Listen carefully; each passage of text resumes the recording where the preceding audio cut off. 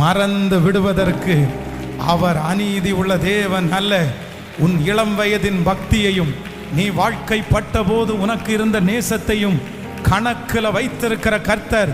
வாலிப தம்பி கணக்கில் வைத்திருக்கிற கர்த்தர், வாலிப தங்கச்சி கணக்கில் வைத்திருக்கிற கர்த்தர்.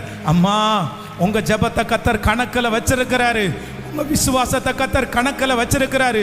நீங்க கர்த்தருடைய நாமத்திற்காய் காண்பித்த அந்த பக்தி வைராக்கியத்தை கர்த்தர் கணக்கில் வச்சிருக்கிறாரு.